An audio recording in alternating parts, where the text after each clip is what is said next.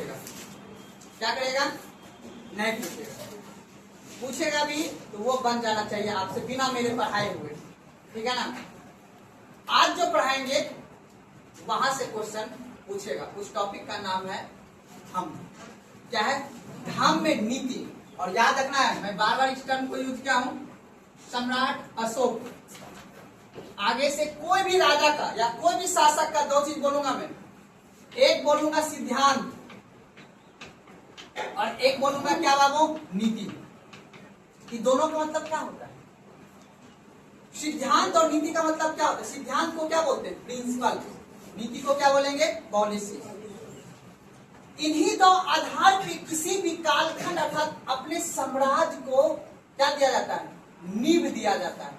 अपना भारत देश जब आजाद हुआ ना बाबू, जब अपना भारत देश आजाद हुआ, तो आजाद होने के बाद हमने ये नीति अपनाया कि किस नीति पे मेरा देश विकास करेगा। तो हमने नीति अपनाया लोक कल्याणकारी राज्य की स्थापना। हमारा उद्देश्य है कि नहीं है? अब यही बात हम आपको समझा। सम्राट अशोक का जब हृदय परिवर्तन होता है, इसी कलिंग युद्ध जो पढ़ा रहे हैं हम आपको, इस कलिंग युद्ध के बाद आप देखिएगा इसका परिणाम बताएंगे। इस परिणाम में उन्हें देखता पता चलता है कि उसे कुछ भी हासिल नहीं हुआ। जिस उद्देश्य से उन्होंने आक्रमण किया था कलिंग युद्ध पे, तो कल मैंने आपको उद्देश्य आकार एक ही बात है। तो कल मैंने आपको कारण बताया था कि मुख्य कारण था कि उनकी जो भौगोलिक दृष्टिकोण था वो व्यापारिक दृष्टिकोण से क्या था? वो महत्वपूर्ण था। क्योंकि कलिंग आज का जो उड़ीसा का क्षेत्र है ना, वो कलिंग कहलाता था। उड़ीसा नाम सुने हो ना, वहीं पे था कलिंग। और कलिंग में मैंने कल भी बताया था कि जंगल बन रही क्षेत्र है वहां पे, और वहां के हाथी, लड़ाकू हाथी जो बहुत ही मजबूत था सेना के दृष्टि से। तो पाटलिपुत्र में बैठे व्यक्ति थे, उनका यहाँ पे नजर पड़ गया, बोला कलिंग पे हम क्या कर देंगे? आक्रमण कर देंगे। पहला। दूसरा, उनका दृष्टि कैसा था? कलिंग युद्ध से पहले साम्राज्यवादी दृष्टिकोण था ना। मैंने कल ही बताया था, साम्राज्यवादी दृष्टिकोण और उपनिवेशवादी दृष्टिकोण। दृष्टिकोण मतलब नजरिया। कौन सी व्यक्ति की नजरिया कैसे? मैं कल बताया था ना। इसलिए दिमाग में देखो, बात बहुत से बात को दिमाग में याद रखा करो कि सर क्या बोले, ठीक है ना। तो आपने देखा, अब देखिएगा कि सम्राट अशोक जो है, जब कलिंग युद्ध खत्म हो जाएगी, तो कलिंग युद्ध होने के बाद जब उनको परिणाम को जब वो मूल्यांकन करेगा, तो हमें कुछ भी हासिल नहीं हुआ, तब जाके उसके हृदय क्या हो जाता है? परिवर्तन हो जाता है। क्योंकि कलिंग युद्ध में आपने देखा कि कई सारे 1 लाख आदमी का क्या हो जाता है? हत्या हो जाता है, मृत्यु हो जाती है। और उसमें कहा खूनों की नदियां बहती है। उस घटना अर्थात उस दृश्य को देख के इस व्यक्ति का मन क्या हो जाता है? बदल जाता है, हृदय परिवर्तन हो जाता है। और फिर वही सिद्धांत काम आता है। कौन सा सिद्धांत? बौद्ध धर्म के दिए गए सिद्धांत, अष्टम मार्ग। दूसरी, जैन धर्म के द्वारा दिए गए सिद्धांत। आखिर किसी भी व्यक्ति के मन, आप ही के मन में अभी 5 को मर्डर देख लीजिएगा तो आपके मन बेचारा कैसे हो गया? इस तरह की भावना आपके मन में कैसे है? क्योंकि आपके भी कहीं न कहीं इसी क्षेत्र में पले बड़े हो। कहीं न कहीं आपके अंदर इमोशनली है मनुष्य के प्रति, या जानवर जल्दी मर जाते तो उसके प्रति भी हमें हृदय परिवर्तन हो जाता है। अरे गलती हो गया, मिस्टेक हो गया, है कि नहीं है? शॉर्ट टाइम के लिए होता है ना। वही बात है यहाँ पे बाबू। अशोक के मन पे बौद्ध धर्म और जैन धर्म की विचार क्या कर गया था? प्रभावित कर गया था। उसी में से कहा जाता है, इतिहासकार अभी बहुत रोमिला थापर, ठीक है, और उसके बाद एक फिलिप इतिहासकार भी लिखाऊंगा भी। इन दोनों ने कहा कि कलिंग युद्ध के बाद इन्होंने जो धम्म बनाया, धम्म, इस धम्म में बौद्ध धर्म, याद रखना है, बौद्ध धर्म और जैन धर्म का क्या था? इन दोनों के सिद्धांत का मिक्सअप था। क्या? अशोक का धम्म क्या था बाबू? मिक्सअप था। तब इसने कहा धम्म का हमारा स्वरूप कैसा होगा? अब यहां से कहा कि नहीं, अब मेरा साम्राज्य चलेगा, विधिवत चलेगा। क्या चलेगा? विधिवत। यहीं से कहा जाता है अशोक के धम्म नीति से ही अपना प्रशासन को ये केंद्रीकृत प्रशासन बनाती है और उस हिसाब से ये काम करता है। समझ में बात आ रहा है ना। तो पहले हम लोग अशोक के, जो मैंने बताया था कल, मैंने बताया था कि अशोक का राज्याभिषेक कब हुआ, और उसके बाद मैंने अशोक की प्रारंभिक जीवन के बारे में बताया था ना। लेकिन आपको एक इतिहास से बात याद रखना है बाबू, अशोक बिंबिसार के बारे में तो जो सोचना है, प्रारंभिक जीवन सोचना है तो सोचना है, लेकिन आप ये सोचिए कि एक व्यक्ति जिसको ये नहीं पता है कि उसका माता का नाम क्या है, वो कहाँ पैदा हुआ है, कब पैदा हुआ है, एक शिकारी के हाथों बेच दिया गया, वो व्यक्ति एक साम्राज्य का निर्माण कर देता है जिसका नाम होता है चंद्रगुप्त। इतिहास में ये भी सीखो। एक गरीब का कहा, इतिहासकार उसको बोला है छत्री, छत्री नहीं है ये, शूद्र वैश्य है, बोला है ना, बोला है। अब तुम छोटो नीच जाति के होने के बावजूद भी जिसको इतिहासकार ये नहीं पता कर पाया कि उसका बाप कौन है, उसका माता कौन है और किस जाति का वो व्यक्ति है, तब पर भी वो एक गरीब लड़का, एक गरीब व्यक्ति शिकारी के हाथ बेचा गया, शिकारी से फिर जाके उसको एक शिक्षा मिला, तब जाके वो एक महान साम्राज्य का निर्माण किया। ये सोचने वाली बात है। एक ऐसा तो मेरे हिसाब से मैं जितना समझ पाया इतिहास को, एक आपको चंद्रगुप्त मौर्य, ठीक है, एक आपको इल्तुतमिश, एक गयासुद्दीन बलबन, ये 3-4 राजा ऐसा है ना, जितना हम समझ पाए, इसका बाबू कोई बैकग्राउंड नहीं रहा है, कोई बैकग्राउंड नहीं रहा है, उसके बाद एक साम्राज्य का निर्माण किया इन्होंने। सोच सकते हो तुम, इतिहास में ये सिखाता है।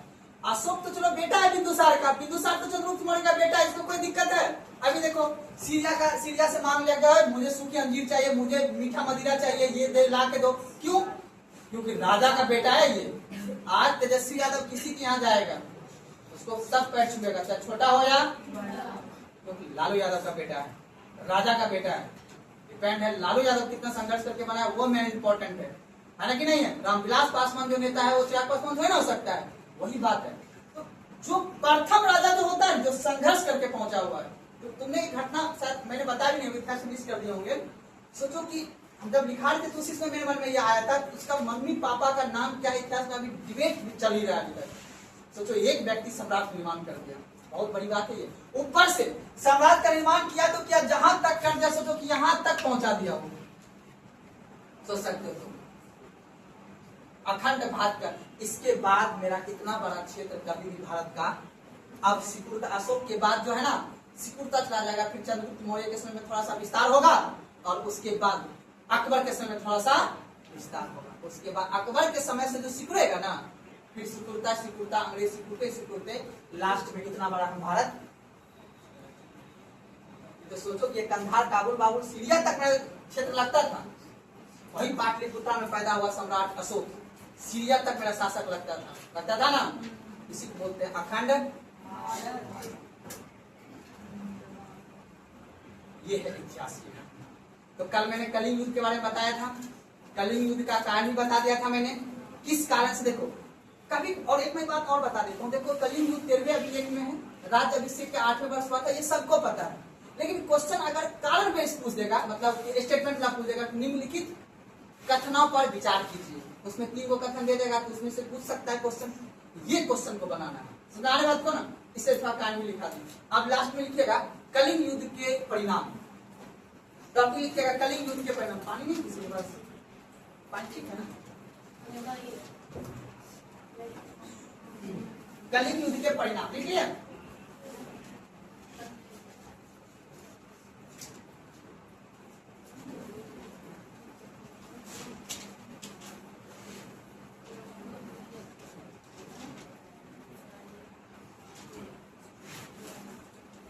कलिंग युद्ध के परिणाम।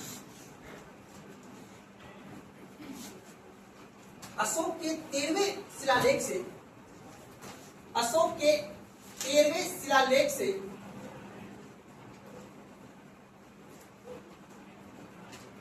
पता चलता है कि, 13वें को अंडरलाइन कर दीजिएगा। अशोक के 13वें शिलालेख से पता चलता है कि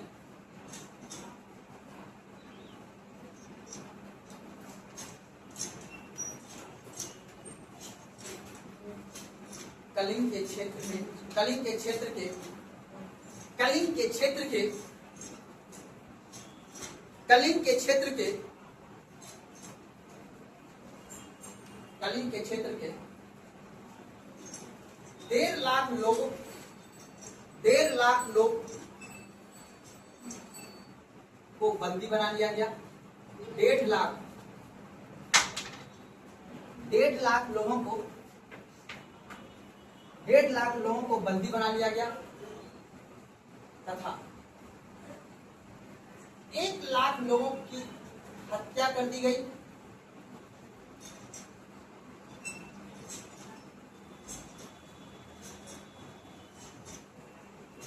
ये निकला पहला परिणाम।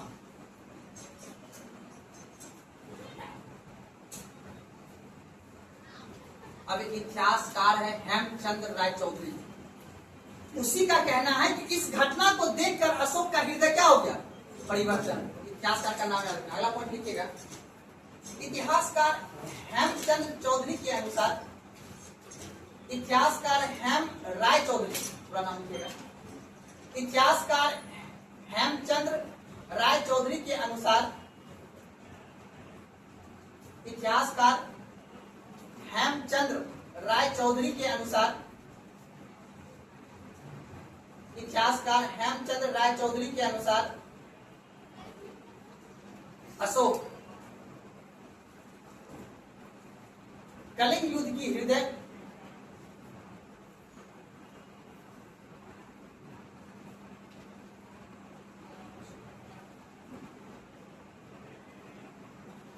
अशोक कलिंग युद्ध की हृदय विदारक, कलिंग युद्ध की हृदय विदारक,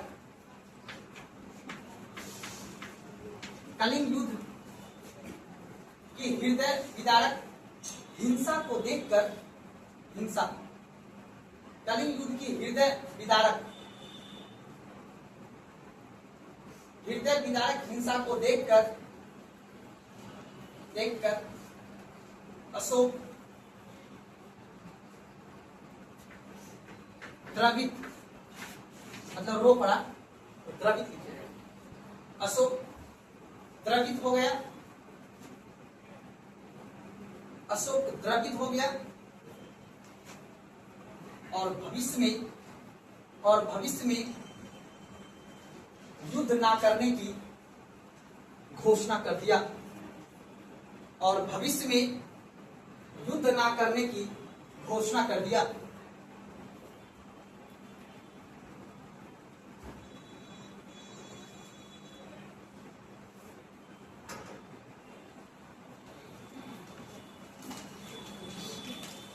आपको एक घटना बताते हैं, जब द्वितीय विश्व युद्ध हुआ था ना, तो जापान पे जब परमाणु बम फेंका गया था, उस समय भी बहुत सारे आदमी मारा गया था। तो कहा जाता है कि पूरा वर्ल्ड लेवल पे अमेरिका का काफी मतलब आलोचना किया गया था कि ऐसा परमाणु बम बना दिया गया जिससे कितने सारे आदमी का क्या हो गया, देहांत हो गया। और उसी समय सभी देशों की सहमति बनी, नहीं अब किसी भी देश पे परमाणु बम को आक्रमण मतलब नहीं फेंका जाएगा। सबकी संधियां भी हुई, लेकिन देखो इतिहास है, इतिहास करवट लेती है, इतिहास समय और परिस्थितियों के हिसाब से लिखी जाती है और हो रहे घटना को बर्दाश्त किया जाता है। आज तुम देख सकते हो, आज वर्तमान की परिदृश्य को अगर देखो तो विश्व लेवल पे, तो आप ये समझोगे कि शक्ति बढ़ाने की होड़ में हर एक दूसरे पे व्यक्ति अपना आधिपत्य जमा रहा है। समझ बात को? आज सोचो दूसरे देश में युद्ध हो रहा है, नुकसान उस देश को हो रहा है जिस देश के पास जनसंख्या ज्यादा है। आज हमारे देश में लॉकडाउन जैसी स्थिति आने वाली है। लॉकडाउन का मतलब ये हो गया कि हम लोग आर्थिक दृष्टिकोण से अब थोड़ा सा क्या हो जाएंगे, कमजोर हो जाएंगे। कहाँ पे? वर्ल्ड लेवल पे हमारा रुपया डॉलर की तुलना में कमजोर हो जाएगा, क्योंकि हमारे देश से जो निर्यात होने वाली वस्तु है वो नहीं पहुंच पाएगा, और हमारे यहाँ जो आयात वाली वस्तु है वो अति आवश्यक है। क्या है वो? अति आवश्यक है। हम तो लोग लग्जरी आइटम को छोड़ भी दे, सोना हीरा को छोड़ भी दे, लेकिन तेल और गैस मेरे लिए अति आवश्यक है। इसी पे तो हम निर्भर हैं। हम खाना कहाँ से खाएंगे? जिस बदले में हमारा डॉलर और मतलब वर्ल्ड का डॉलर, अमेरिका का डॉलर बढ़ता जा रहा है और हमारा रुपये का वैल्यू गिरता जा रहा है। इसीलिए मोदी जी अभी गए थे आपको वर्ल्ड टूर पे, जहाँ से विदेशों को जाके कहा क्या आया, चलिए आप मेरे यहाँ क्या कीजिए, निवेश कीजिए, ताकि वो डॉलर हमारे देश में आएगा तो डॉलर में क्या रहेगा, मेंटेन रहेगा, ताकि हम कच्चा तेल का आयात कर सकें, ताकि हमारी इस गरीब जनता पे, भोली भाली जनता पे को आकर ना पड़े। तो ये सरकार का गलती नहीं है। अब देखो, आदमी आलोचना कर सकता है, लोकतंत्र है, करने का अधिकार है, कोई दिक्कत नहीं, आप भी कर सकते हो, हम भी कर सकते हैं। लेकिन अगर आप व्यवहारिक तौर पर मतलब आप पढ़े लिखे व्यक्ति हो, अर्थव्यवस्था को, देश के अर्थतंत्र को समझते हो, देश की भौगोलिक स्थितियों को समझते हो, तो कोई भी देश, कोई भी सरकार रहता ना, और ऐसा सिचुएशन होता तो ऐसा ही स्थिति आता। ये बाबू महंगाई है, महंगाई 2 दिन में बदल जाती है, बदलती नहीं बदलती? मैंने इकोनॉमिक्स पढ़ाने वक्त बताया भी था। तभी तो सरकार 3 टूल को रखा हुआ है ना, मौद्रिक नीति, राजकोषीय नीति और व्यापार नीति। ये 3 नीति से महंगाई को कंट्रोल ऊपर नीचे करते रहती है सरकार। अब तीनों नीति को सरकार ने प्रयोग कर लिया है, लेकिन बात है मामला बाहर की है ना, तो उसमें तो व्यापार नीति ही काम देगा। तो हम उसके लिए क्या करेंगे? एफडीआई के तहत निवेश कराएंगे ताकि मेरा जल्दी से जल्दी सुधार हो सके। अभी आप लोग से भी यही रिक्वेस्ट है, फालतू फिजूल का खर्च नहीं कीजिएगा, पैसा को सेविंग करके रखिए, कपड़े उपड़े मत खरीदिएगा, जो खाने योग्य वस्तु होगा उसको खरीदिए। जैसे खाने के लिए आपको जो चाहिए, जो नहीं, जैसे कि जो फ्रूट जो खाते होंगे डेली बेसिस पे, वो अभी गर्मी बहुत हार्ड है, समझ लो नॉर्मल खाना ही खाना है, शाम में तो खाना ही नहीं है, 4-5 बजे खाइए आराम से, फिर उसके बाद खाना नहीं खाना है, सैलेड वगैरह खा कर आराम से, है कि नहीं? क्या खीरा सस्ता मिलता है, कट काटे, दही वगैरह रखना है, ठीक है, हल्का सा नमक डालना है, बस खाना सो जाना, कोई दिक्कत नहीं। अब कहो कि नहीं अपन को दाल और सब्जी खाएंगे दवा के, तो फिर गड़बड़ हो जाएगा, फिर आप बीमार पड़ जाओगे, जैसे हम अभी पड़ गए थे 2 दिन के लिए। तो इसीलिए थोड़ा सा हम देखो गरीब है ना, थोड़ा सा हमको खेत खलिहान भी देखना पड़ता है, तो थोड़ा उस वजह से हो जाता है, थोड़ा जाना पड़ जाता है, कभी किए नहीं है ना, तो थोड़ा जाना पड़ जाता है उधर उधर, तो इस वजह से। तो खैर कोई बात नहीं, लेकिन आप लोग थोड़ा सा उस चीज को मेंटेन रखिएगा, तबियत वगैरह को लेकर, ठीक है। चलिए अब आते हैं अपन लोग, तो अब देखिएगा कौन, हेमचंद्र, कौन कहता है जी? हेमचंद्र इतिहासकार कहते हैं कि कलिंग युद्ध में जो उनके जो हृदय परिवर्तन हुआ, उस हृदय परिवर्तन के साथ अब देखो उनके साथ क्या होगा, अगला पॉइंट लिखिएगा।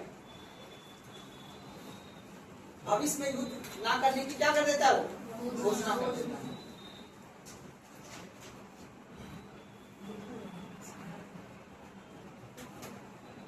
चलिए अब उसके बाद अगला पॉइंट लिखिएगा।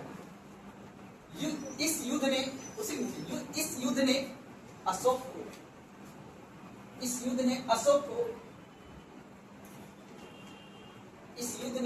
को चंड अशोक से, इस युद्ध ने अशोक को चंड अशोक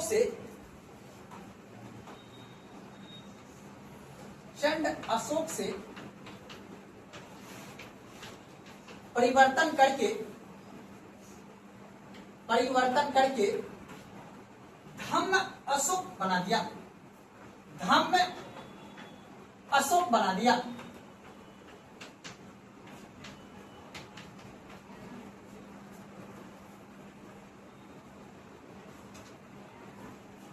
इस युद्ध से अब इन क्या हो जाएगी? धम्म अशोक का मतलब हो गया कि अब इनका मानना, देखो अब ये सिद्धांत देगा, जिस तरह बौद्ध धर्म सिद्धांत देगा। बौद्ध धर्म सिद्धांत कब आया?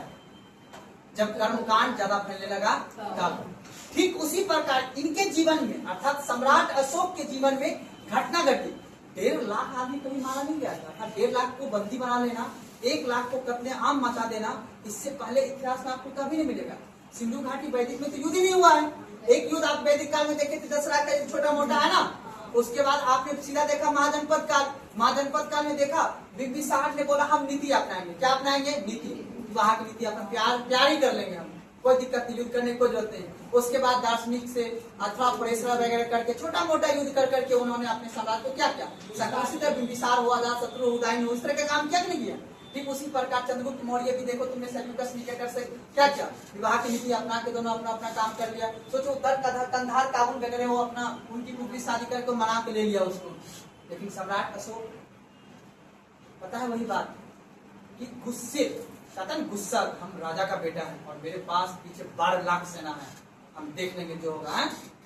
लेकिन फिर आदमी घटना करके अगर सीख जाए तभी तो उसके नाम पे आगे क्या लगता है? सम्राट। सम्राट बात को ना, चंद्रगुप्त के नाम पे आगे सम्राट नहीं लगता, इसके नाम पे सम्राट, क्योंकि यही एक व्यक्ति है गलती करके भी महसूस किया कि हमने गलती किया है, तब इसके नाम पे आगे सम्राट लगा। अब देखो ये व्यक्ति अब धम्म अशोक बनेगा। अब उसके बाद देखो ये सिद्धांत देगा कि अब जो है कैसे काम आएगा, पति मतलब रिश्तेदार का सम्मान करना है, किसी जीव का हत्या नहीं करना है, पशु का हत्या नहीं करना है, पशु बलि नहीं चढ़ाना है। ये सभी अपना शिलालेख को क्या करेंगे? लिखवाएंगे। और साथ में ये भी कह देंगे मेरे आने वाले जो उत्तराधिकारी होंगे वो अपना साम्राज्यवादी अग्रिम जो उत्तराधिकारी होंगे वो अपना विस्तारवादी नीति को नहीं अपना सकता है, अपनी साम्राज्यवादी नीति को नहीं अपना सकता। ये कहा के वो जाएंगे अपने उत्तराधिकारी के लिए, तब इसके नाम का सम्राट लगाएगा। इनके पास चाहते तो ये सोचते कि हमको नहीं मानना है, इसके पास 6 लाख 7 लाख का सेना होगा, वो डरेगा किसी से नहीं डरेगा, तब इसके नाम का सम्राट लगाया, क्योंकि ये महसूस किया। सुना बात को, इसलिए इतिहासकार इसके नाम का क्या लगाया, सम्राट अशोक। हम अशोक में परिवर्तन हो गया। चलिए टॉपिक आप लिख लीजिएगा, टॉपिक ये था मुख्य परिणाम, ठीक है ना। तो कभी कभी क्वेश्चन पूछ देता है कि यही किस युद्ध के बाद अशोक, चंड अशोक से धम्म अशोक में परिवर्तन हुआ, तो ये आप बता भी सकते हो, लॉजिक नॉर्मल की बात है, ठीक है। चलिए अगला लिखिएगा, अशोक का धम्म। लेकिन कोई एक आदमी पानी पिलाइए, बिट्टू जी फलियाई बाबू पानी थोड़ा सा। अशोक का धम्म,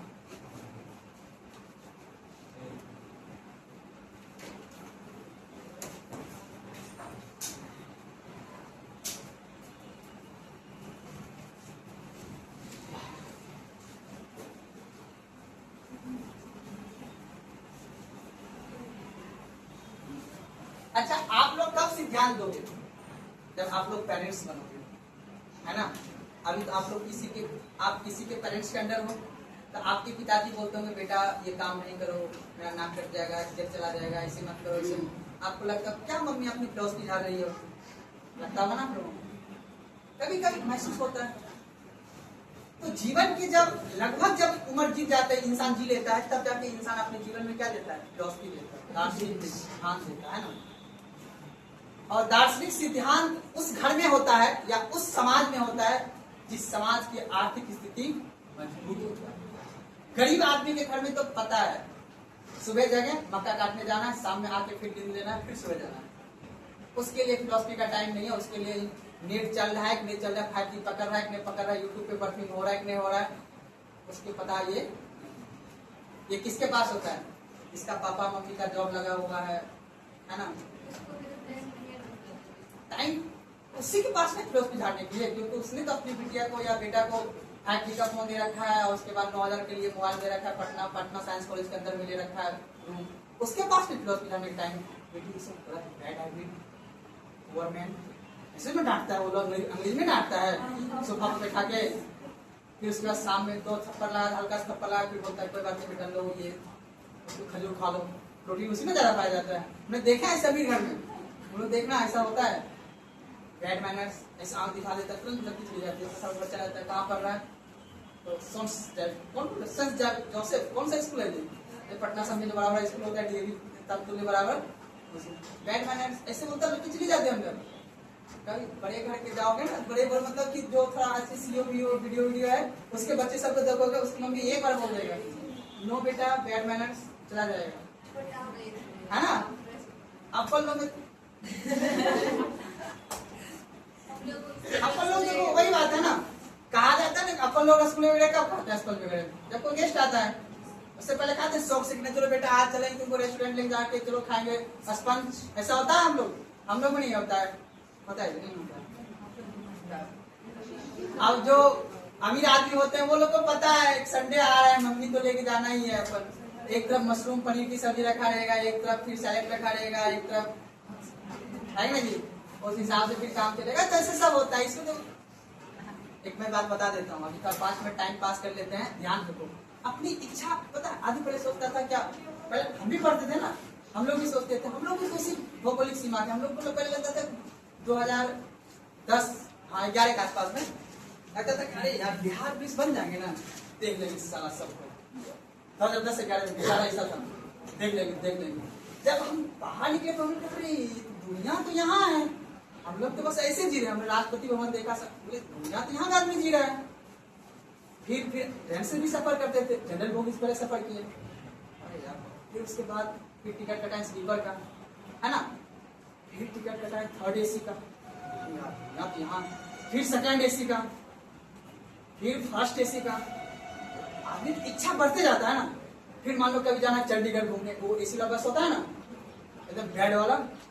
अब मान लो कि किसी के पास कॉलेज टाइम में तो होता है गर्लफ्रेंड, लिया गाड़ी एकदम बैठा चला गया घूमने के लिए, एकदम पूरा। तो इंसान इच्छा जागृत नहीं यार, ये सब इच्छा तभी पूरा होगा जब अपन तो गरीब, निकालना पड़ेगा यूपीएससी का एग्जाम, नहीं तो फिर अपन लोग भौगोलिक सीमा में लगता है कि बाप रे दरोगा बनिए, बहुत बड़ा तीर मार दिया, कोई बड़ी बात नहीं है।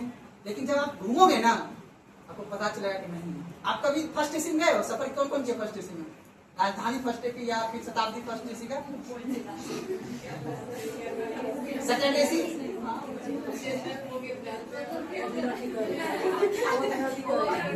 नहीं, कभी देखो, कभी हम तो सब जगह सफर किए हुए। कोरोना में हमको मौका मिला फर्स्ट एसी में सफर करने का। कोरोना में हम पकड़ा गए थे दिल्ली में, तो घर वाले को लग गया था कि तो दिल्ली सब में क्वारंटीन ये वो करना चाहिए। तो हमारा पापा थोड़ा बोला नहीं ऐसे, तो फ्लाइट उसमें मिल नहीं रहा था, तो बोला फटाक से मैंने बुक किया, तो घर वाले बुक किया। तो फिर हम एक ही बार आए फर्स्ट एसी से, उसके बाद सेकंड एसी में सफर के एग्जाम टाइम में थर्ड एसी से जाते आते थे। अब बाकी कॉलेज के फर्स्ट ईयर में जाते थे स्लीपर, उसके बाद तो थर्ड क्लास से जाते आते। हमने सब गरीबी देखे हैं, मतलब सब देखता है, ऐसा नहीं है। आपसे बस उम्र में हम बड़े हैं तो थोड़ा ज्यादा देख लिए हैं, आप लोग भी देखिएगा, ऐसा नहीं कि हम ज्यादा देख लिए, ऐसा नहीं है, हम इस चीज को नहीं मानते। आप लोग आप लोग जो है भी देखिएगा, जब बाहर निकलिएगा, अभी तो अभी लोग आप इंस्टीट्यूट में है ना, जब बाहर निकलिएगा, दिल्ली घूमिएगा, कोलकाता बम्बई में घूमिएगा, तब आपको पता चलेगा कि जीवन क्या है। अंतिम याद रखिएगा, जीवन दरोगे तक सीमित नहीं है, ठीक है ना, उससे आगे भी जीवन है।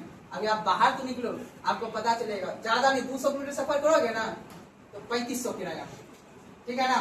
बस यही आपको सर बोलेगा वेल्थ क्लास, आपको कोई टेंशन नहीं, मस्त रहेगा, ठीक है। तो ऐसा भी है, वो चीज होता है, इसलिए थोड़ा सा अपनी इच्छा को थोड़ा सा क्या करना है।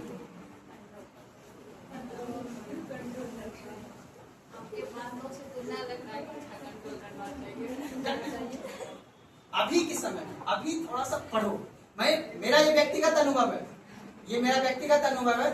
यही किताब जो है ना, यही किताब का अक्षर आपको कॉन्फिडेंस देगा। कोई नहीं हरा सकता आपको, मैं लिख के देता हूँ, चाहे वो आईआईटी से पास आउट का है ना, आईआईटी खड़गपुर अभी दिल्ली का, अपने भारत देश में 16 आईआईटी, पहले 9 था, 16 हो गया, 16 आईआईटी में अभी की रैंकिंग दिल्ली का, मद्रास का जो आईआईटी है ना साउथ में, आईआईटी खड़गपुर जो कोलकाता का टॉप में आता है। अगर आपने मेहनत कर लिया ना थोड़ा सा, आपके सामने तो इंग्लिश का महत्व ज्यादा हो गया है, मैं वादा करता हूँ आपको कोई हरा सकता। जितना संघर्ष से हम लोग जीते उतना संघर्ष आईआईटी ने जीता है, उसमें मेहनत करने की क्षमता होता है, ठीक है ना। लेकिन जितना चुनौतियों से आप गुजरते हो, हम चुनौतियों और परिस्थितियों दोनों बात होती है। अपन लोगों में, अपन लोग का कोई भी सोचा हुआ काम क्यों होता है पता है? क्योंकि जब सोचते हैं उसमें परिस्थिति अलग होती है, और जब का टारगेट क्लियर होता है तब परिस्थिति बदल जाती है। इसलिए हम लोग क्या करते हैं, यार ये बात नहीं सोचेंगे नहीं तो हम लोग गरीब है। आइए टॉपिक है अशोक का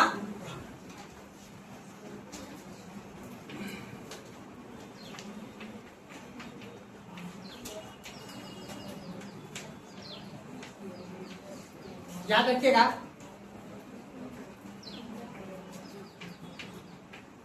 धर्म को प्राकृत भाषा में क्या कहते हैं बाबू, क्या कहते हैं? इस बात को समझिए। अब इसी धर्म के अंतर्गत सम्राट अशोक क्या देगा? सिद्धांत, ठीक है ना।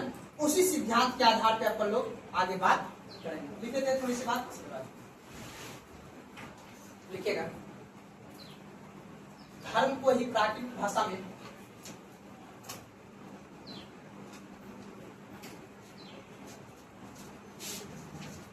धर्म को ही प्राकृत भाषा में धम्म कहते हैं।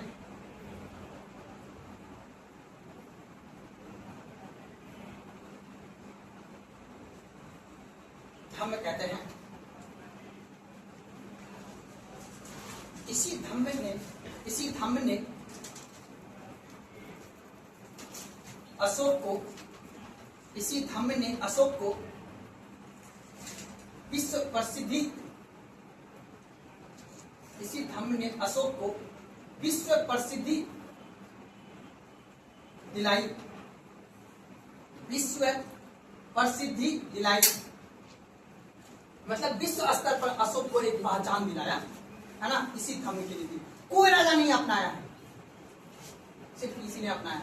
और एक इसी के आधार पे तुम जब पढ़ोगे सम्राट अकबर के बारे में, आपने नाम सुना है? दीन इलाही नाम सुने होंगे। इसी का रूप है वहां पे जब पढ़ेंगे। वो भी अपने धर्म के वो व्यक्ति क्या था, हिंदू धर्म उसमें चला था और उसके बाद इस्लाम धर्म के लिए उन्होंने अपने काम किया और हिंदू धर्म के लिए भी काम किया, तब उसके नाम का सम्राट लगता है। ठीक है ना? देखिए अगला पर अब ऊपर लाइन से क्वेश्चन नहीं पूछेगा, ठीक है ना, समझाने के लिए लिखा दिया। अब अशोक के दूसरे स्तंभ लेख से, अशोक के दूसरे स्तंभ लेख में से लिखेगा, अशोक दूसरे स्तंभ लेख में, अशोक दूसरे स्तंभ लेख में स्वयं से प्रश्न करता है कि, स्वयं से प्रश्न करता है कि, स्वयं से प्रश्न करता है कि धम्म क्या है, धम्म क्या है। इन्वर्टेड कोमा बंद कर दीजिएगा, धम्म क्या है।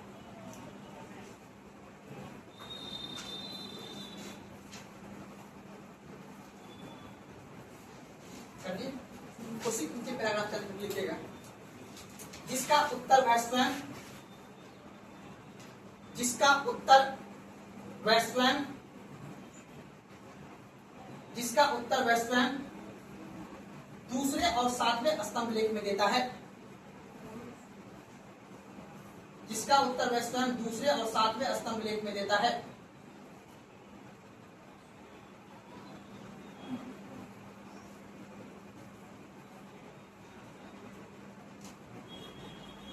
अब जो स्तंभ लेख लिखा है ना, ये साक्ष्य है, ठीक है ना। किन साक्ष्य के आधार पे हमें ये पता चलता है कि अशोक ने धम्म के बारे में बताया है। अब बताओ दूसरे स्तंभ लेख में क्या कह रहा है अशोक, धम्म क्या है का बताया, फॉर्मूला भी बताऊंगा। उसके बाद क्या ना स्वयं से प्रश्न पूछता है, उसके दूसरे और सातवां स्तंभ लेख से हमें पता चलता है कि धम्म में क्या है। इसी के नीचे लिखना है, लिखिएगा, धम्म एक प्रकार की, धम्म एक प्रकार की, धम्म एक प्रकार की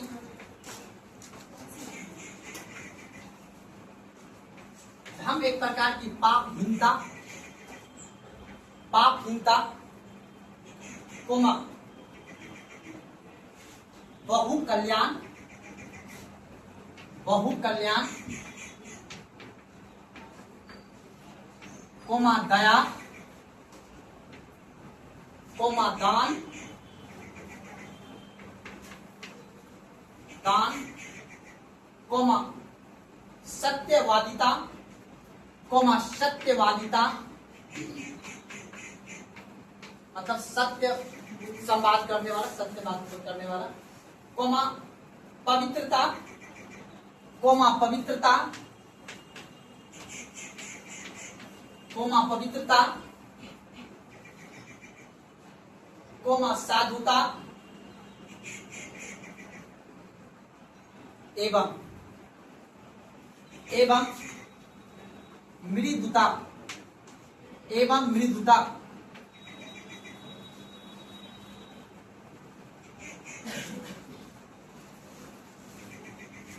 यह सभी धम्म है।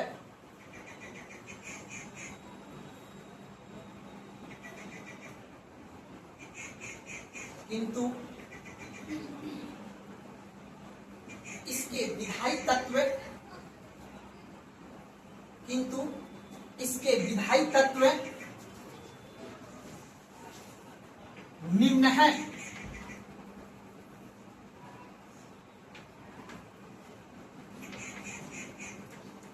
आप ये समझिएगा, ये क्या लिखा मैंने, विधायी मतलब क्या होता है, कानून। जैसे आज के समय ये है आपका चैप्टर का नाम, जैसे भाग 1 भाग 2 मूल अधिकार है ना, भाग 2 नागरिकता है ना, तो जब उसके अंदर का सब कानून लिखे हुए, हाँ इस कानून के तहत ये बात है। अब देखना ये सभी धम्म है, अर्थात ये मुख्य है, धम्म का मेन बात है ये पापहीनता, पाप नहीं करना, बहु कल्याण, सबका कल्याण होना चाहिए, सबका, बहु मतलब सबका, दया दिखाना चाहिए, दान करना चाहिए, सत्यवादिता, सत्य बोलना चाहिए, सत्य, पवित्रता, ठीक है। पवित्रता मतलब अपने कैरेक्टर को, अपने सब कुछ को क्या रखना है, पवित्रता, आचरण को अच्छे रखना है। उसके बाद क्या है, साधुता। साधुता का मतलब क्या है, आपको संतोष रहना पड़ेगा। आपको लास्ट में क्या है, मृदुता। मृदुता का मतलब क्या होता है, अंता नहीं, मृदुता का मतलब होता है कि अच्छे तरीका से व्यवहार करके चलना है, तो जीवन के अंतिम उपलक्ष्य तक, है ना। इन सभी को उसने एक क्या दिया, विधायी तत्व, मतलब अब एक फरमान जारी करेगा कि इस आधार पे आपको काम करना होगा। अब आप लिखाऊंगा अपने सभी ये प्रशासनिक अधिकारी को ये निर्देश देता है कि अपने प्रशासनिक कार्य के साथ साथ आपको धम्म का भी अब क्या करना है, प्रचार। अब सोचो ये नियम बना दिया ये, अब इस नियम को पूरा प्रचार प्रसार करेगा। यही सवाल पूछता है कि अशोक ने अपना धम्म प्रचार प्रसार भारत के साथ साथ विदेशों में कहा। अब सोचो यही व्यक्ति अर्थात सम्राट अशोक यमन में, यमन मतलब पता है ना, जहां इनके पूरा उधर के क्षेत्र का राजा, 5 राजा को अपने यहाँ प्रचार भेजने, यहाँ से 5 राजदूत को भेजता है प्रचार करने के लिए, कि जाइए और संदेश देकर आइए कि हम लोग लोकतांत्रिक प्रक्रिया से अपना देश को चलाते हैं। ठीक है ना, थोड़ा हो गया था जी कलि युद्ध में, इतना ये चंद्र अशोक ने पूरा इतना आदमी को मार दिया। सोचिए तब जब किसके नाम करके सम्राट लिखा है, इतना बड़ा अब ये सिद्धांत बनाया, अब इसी को कहा गया धम्म सिद्धांत, और इसी के आधार पर अब ये कानून बनाएगा, तो जिसमें मैंने अभी बताया हूँ आपको। देखिए निम्न बातों में, निम्न बातों में पहला पॉइंट लिखेगा, जीवों की हत्या ना करना, जीवों की हत्या ना करना एवं क्षति ना पहुंचाना, क्षति ना पहुंचाना।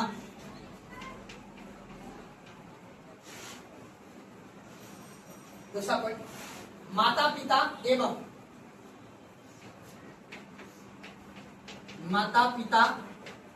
एवं वृद्ध जनों का सेवा करना।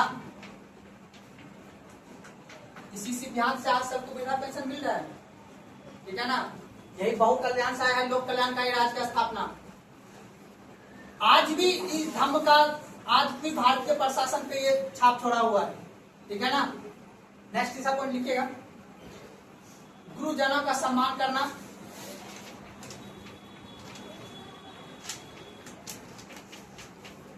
गुरुजनों का सम्मान करना। नेक्स्ट पॉइंट, ब्राह्मण कोमा मित्र, ब्राह्मण कोमा मित्र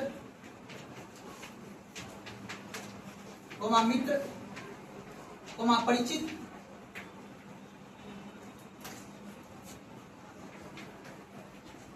एवं संबंधी के साथ अच्छा आचरण करना,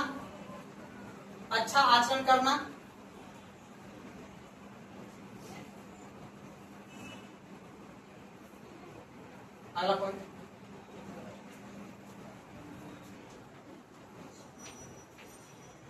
दास एवं नौकरों, दास एवं नौकरों के साथ, दास एवं नौकरों के साथ अच्छा बर्ताव करना, अच्छा बर्ताव करना।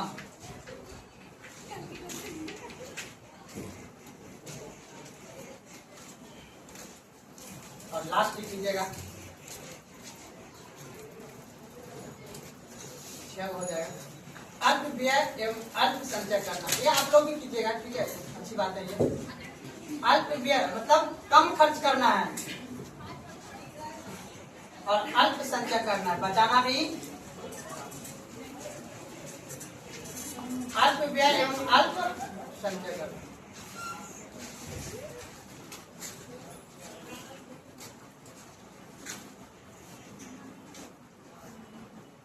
दिक्कत, अशोक ये आपको सिद्धांत दिया, क्या दिया, और ये सिद्धांत का आधार पे अपने विधायी तत्व लागू कर दिया राज्य में कि इसको क्या करना है, फॉलो करना है।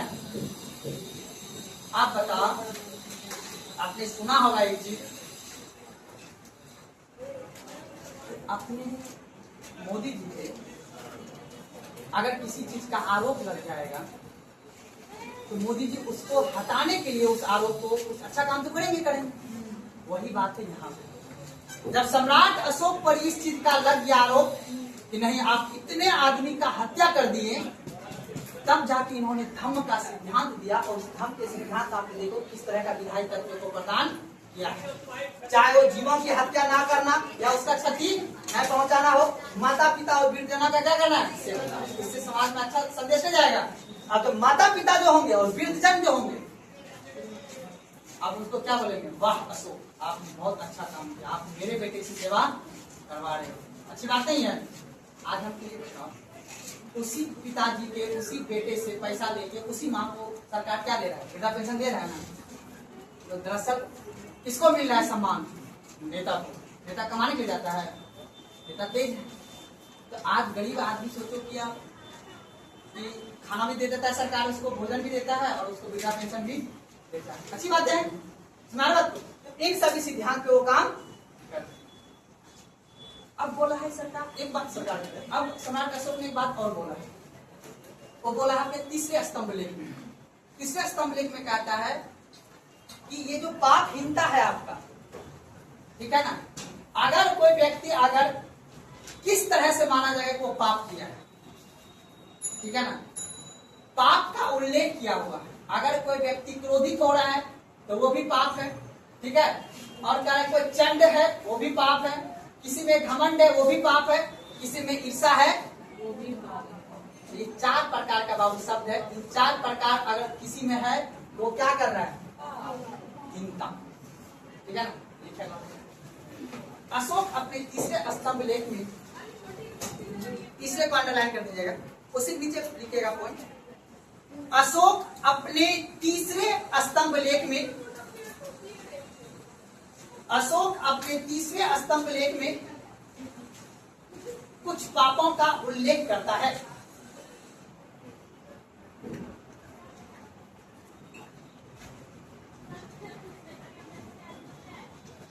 अशोक अपने तीसरे स्तंभ लेख में कुछ पापों का उल्लेख करता है जो जो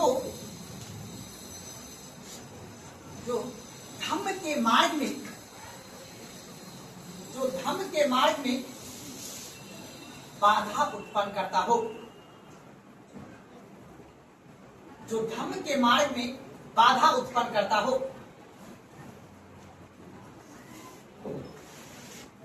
जैसे जैसे चंडता, जैसे चंडता, कोमा क्रोध, कोमा घमंड, कोमा ईर्षा,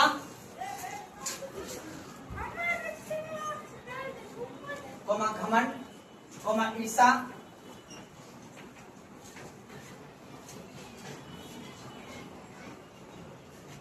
यह सभी को त्याग करके, यह सभी को त्याग करके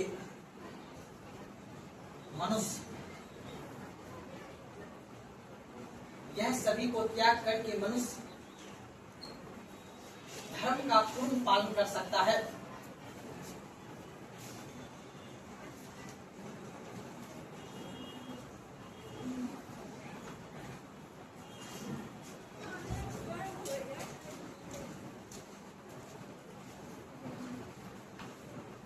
कोई दिक्कत? पता नहीं धर्म का पालन कैसे करोगे? इन सभी का त्याग करके। क्या करके बाबू?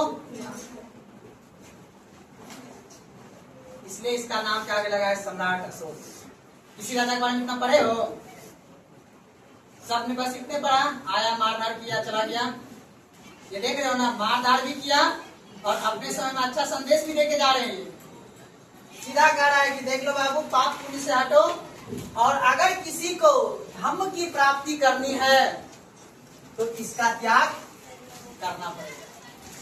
और साथ साथ ही पता जाते जाते एक बात और कह दिया, अशोक अपने 7वें अभिलेख में दावा करता है कि अगर कोई व्यक्ति धम्म का अनुसरण करेगा, अनुसरण मतलब पालन करेगा, तो उन्हें जो है उस व्यक्ति को परलोक में सुख की प्राप्ति होगी। क्या होगी? अशोक कह रहे हैं, हम नहीं कह रहे।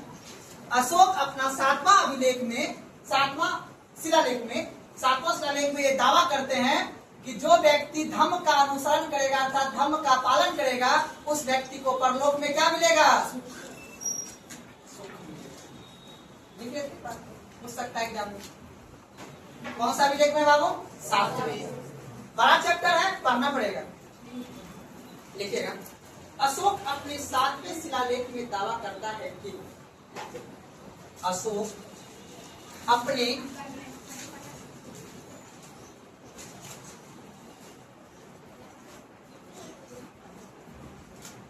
अशोक अपने 7वें शिलालेख में दावा करता है कि 7वें शिलालेख कौन ऐलान करते हैं? दावा करता है कि धर्म का अनुसरण करने वाले व्यक्ति को परलोक में सुख प्राप्त होगा।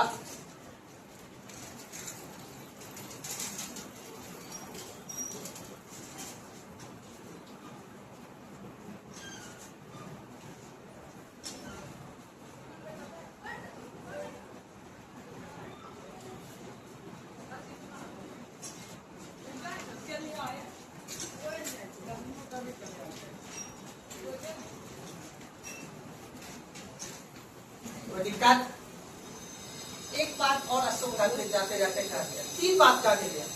इसी में 5 बात लिखा है ना कि हम 5 से 6 पॉइंट है ना। अब तो मैंने 6 पॉइंट लिखा है। इसी 6 पॉइंट में देखो एग्जाम में क्वेश्चन पूछता है कि इन 6 पॉइंटों में अशोक ने एक 9वें विलेख और 11वें विलेख और 13वें विलेख, ठीक है ना। इन तीनों में यह वर्णन करता है 3 शब्द का, धम्म मंगल, धम्म दान और इसके बाद एक करता है धम्म विजय। धम्म मंगल, धम्म दान और धम्म विजय। इसमें क्या था? धम्म मंगल मतलब शुभ कार्य जैसे मान लेते हैं कि विवाह हो रहा है, पुत्र का जन्म हो रहा है या यात्रा हो रहा है किसी अच्छे कार्य के लिए, इन सभी अवसरों पर महिला द्वारा किए गए कार्य को तुच्छ और निरर्थक माना जाए। मतलब महिला ही सिर्फ काम नहीं करती, ठीक है। ये बात कही गई है 9वें अभिलेख में, ठीक है ना। तो ये भी क्वेश्चन एग्जाम में पूछा जाता है, तो इसको भी लिख लेना है, छोटा सी बात है। वैसे धर्म खत्म हो गया है, लेकिन थोड़ा डीप से क्वेश्चन पूछ सकता है कि धम्म मंगल, यूपीएससी क्वेश्चन पूछा गया धम्म मंगल का क्या कौन सा शिलालेख में इसका वर्णन मिलता है, धम्म दान का किसमें मिलता है और धम्म विजय का किसमें मिलता है। तो 9वें, 11वें और 13वें सब दिखा देता हूँ, लिखिएगा।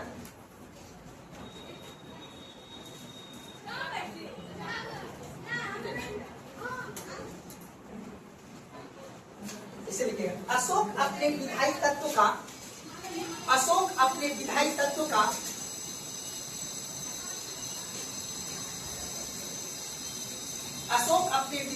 का वर्णन निम्न शिलालेख में किया है। शिलालेख लिखिएगा, निम्न शिलालेख में किया है। नंबर 1, धम्म मंगल। धम्म मंगल, धम्म मंगल, धम्म मंगल,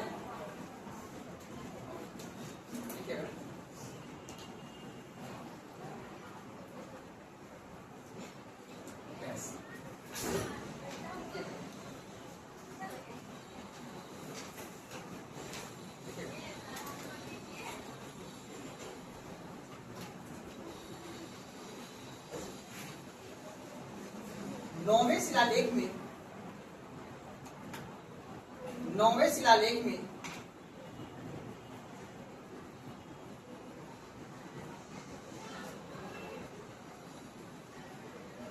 अशोक वर्णन करता है कि 9वें शिलालेख में अशोक वर्णन करता है कि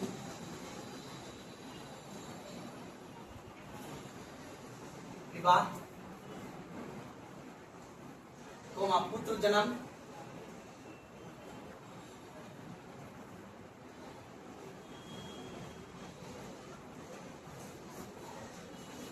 एवं यात्रा,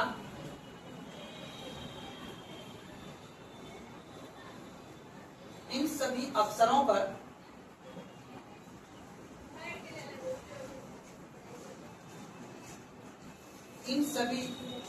पर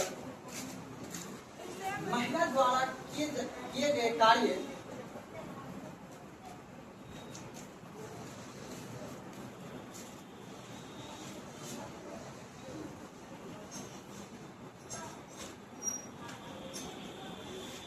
तुच्छ एवं निरर्थक है। तुच्छ एवं निरर्थक है।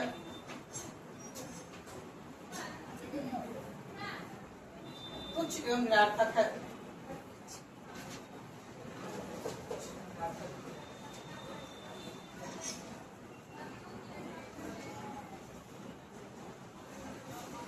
लिखेगा दूसरा, और इसे लिखेगा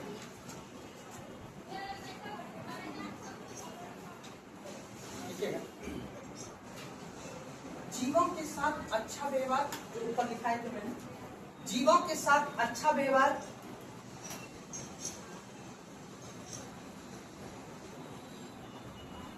गुरुजनों के साथ आदर,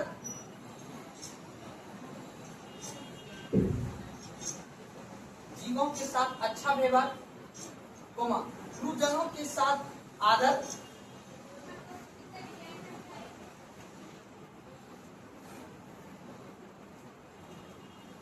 तथा दास एवं सेवकों के साथ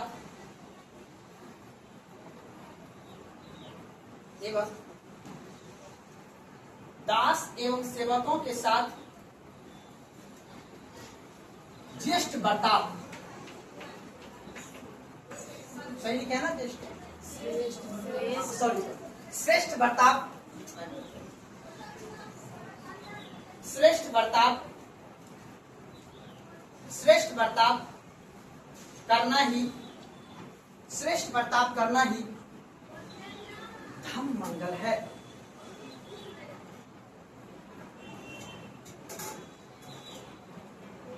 आपसे पूछेगा कोई धम्म मंगल क्या है, ये 2028 में, लेकिन धम्म मंगल का उल्लेख कहाँ है ये पूछेगा 2026 के एग्जाम। समझ गए बात को? तो मैंने शिलालेख का नाम भी लिखा दिया है। कौन सा शिलालेख में धम्म मंगल का वर्णन है? एक बार अंजलि पूछना एक बार, देखते हैं किसी बिट्टू है, किसी के पास मोबाइल देखना, ये दोनों और खोलना तो डाउट है इसमें, डाउट नहीं, हम अपने हिसाब से मेहनत करके आए हैं। किसी के पास है नहीं मोबाइल, बोलने मैंने भी निकाले थे, चैट जीपीटी से पूछे तो धम्म मंगल और धम्म दान और धम्म विजय, इसका वर्णन कौन सा शिलालेख में है? मतलब लिखे सही बात है, गलत नहीं होगा, डाउट तब पर भी है, हमको देख रहे हैं। मोबाइल कहाँ है? इसमें क्या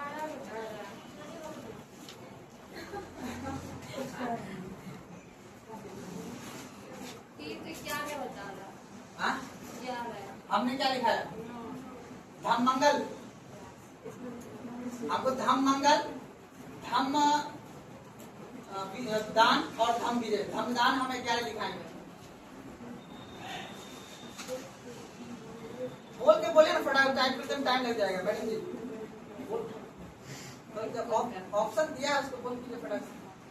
बोले धम्म मंगल, धम्म दान और धम्म विजय का वर्णन कौन सा शिलालेख में? शिलालेख कौन सा? 11 सही है। हाँ, धम्म दान का 11 है ना, मजाक नहीं करना।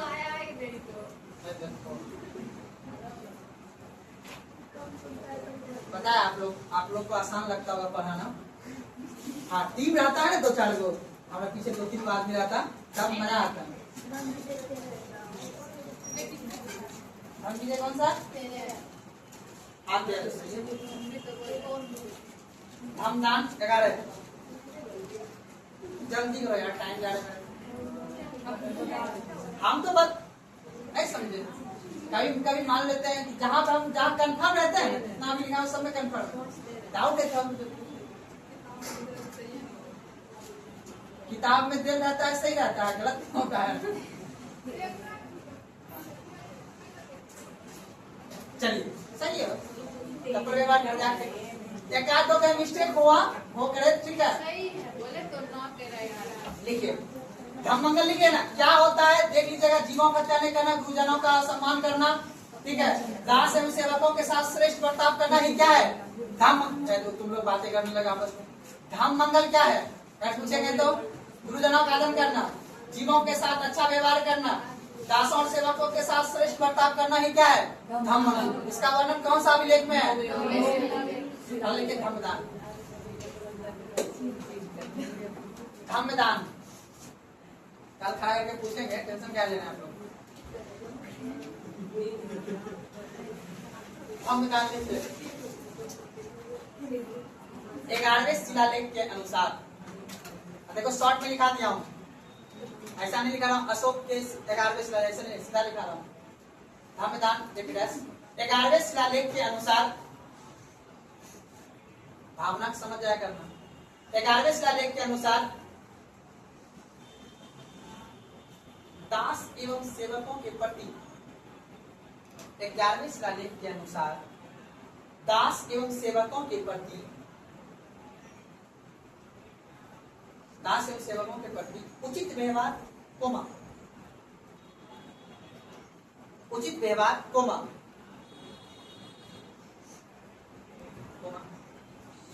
माता पिता की सेवा, माता पिता की सेवा,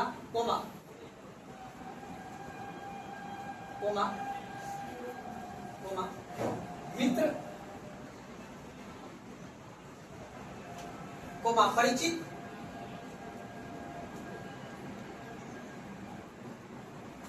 एवं संबंधियों के साथ, एवं संबंधियों के प्रति, साथ में एवं संबंधियों के प्रति, संबंधियों के प्रति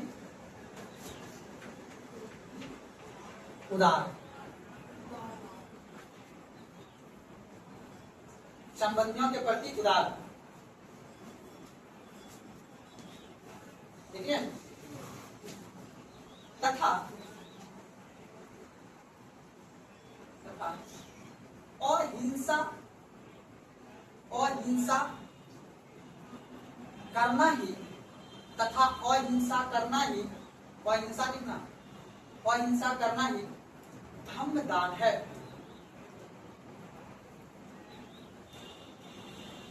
और एक मेरे तरफ से होगा, मेरी तरफ से ये है साधारण दान, जो साधारण दान से, जो साधारण दान से उत्तम दान है।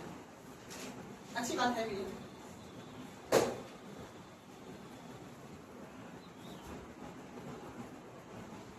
ये रीस में कोई ज्ञान दे रहा था, हमने वहां से निकाल लिया है ना। जो साधारण दान से क्या है उत्तम दान, लगा के धम भी जाए।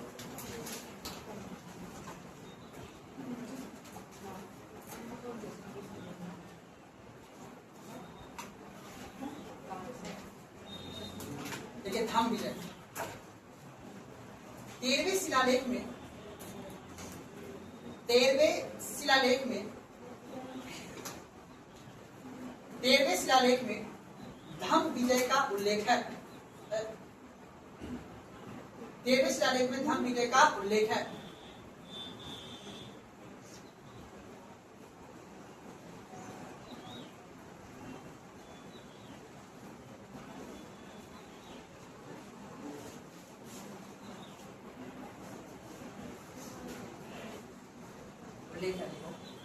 धर्म विधानों को सुनकर, धर्म विधानों को सुनकर मतलब धर्म का कानून, ठीक है ना, तो धर्म विधानों को सुनकर लोगों द्वारा, धर्म विधानों को सुनकर लोगों द्वारा, धर्म विधानों को सुनकर लोगों द्वारा उसका आचरण करना ही, उसका आचरण करना ही, उसका आचरण करना ही धम्म विजय कहलाता है। धम्म विजय कहलाता है।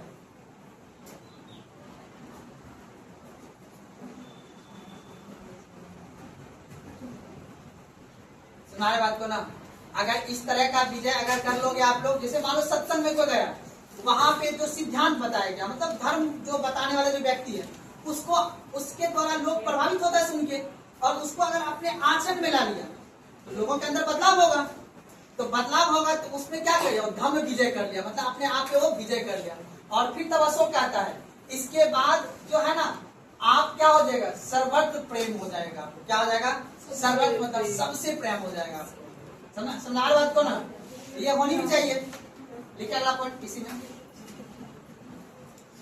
विजय कहलाता है विजय। इस प्रकार प्राप्त विजय, इस प्रकार प्राप्त विजय, इस प्रकार प्राप्त विजय सर्वत्र, क्या लिखे दिए, सर्वत्र ही है ना, वो है ये, ठीक है। सर्वत्र प्रेम से सुरक्षित होती है। इस प्रकार का प्राप्त विजय सर्वत्र प्रेम से सुरक्षित होती है।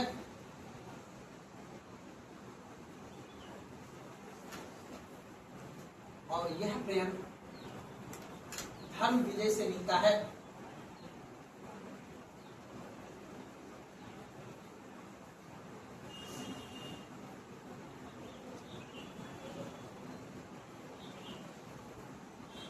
N40 नोट लगा लीजिएगा,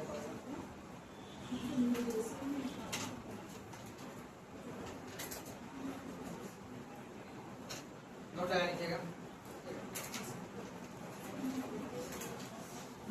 अशोक प्रालौकिक, अशोक प्रालौकिक कल्याण को ही, अशोक प्रालौकिक कल्याण को ही श्रेष्ठ मानता है।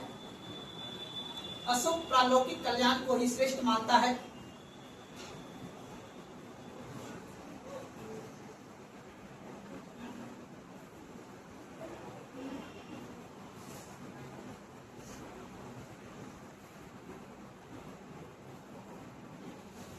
अशोक अपने 13वें शिलालेख में बताया है कि, अशोक अपने 13वें शिलालेख में बताया है कि, अशोक अपने 13वें शिलालेख में बताया है कि दक्षिण के राज्य, और ध्यान से इस बात को सुनिए, अशोक अपने 13वें शिलालेख में बताया है कि दक्षिण के राज्य, दक्षिण के राज्य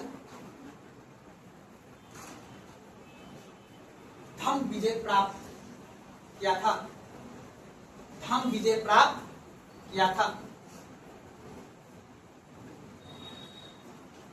धम्म विजय प्राप्त किया था।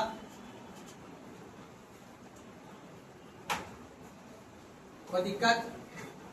मुख्य रूप से आपको याद रखना है ये 6 बातें, और उसके बाद इसके अंदर 3 बातें, और इस तीनों का वर्णन कहाँ किया, 9वें, 11वें और 13वें बोले ना, धम्म मंगल, धम्म दान और धम्म विजय। अब इसका देखेंगे स्वरूप, क्या देखेंगे, अशोक का धम्म का स्वरूप कैसा। अब स्वरूप पता समझे, आखिर ये जो धम्म का नीति अपनाया, पाप हिंसा नहीं करना है, बहु कल्याण, दया दिखाना, दान, सत्यवादिता, पवित्रता और ये मृदुता, ये सभी की जो बात की, साधुता की बात कही है, ये किससे प्रेरित। तो कोई इतिहास कहता है कि नहीं, ये सेम टू सेम बौद्ध धर्म के द्वारा बनाए गए जो सिद्धांत है उसी का रूप। कोई इतिहासकार कहता है नहीं, हिमयान का है। तो अब कौन सा इतिहासकार क्या कहा है, एग्जाम में पूछता है क्वेश्चन, सुना बात को ना। तो टॉपिक लिखो, अशोक धम्म का स्वरूप, अशोक का धम्म का स्वरूप, अशोक का धम्म का स्वरूप। थके हो, रहने दें।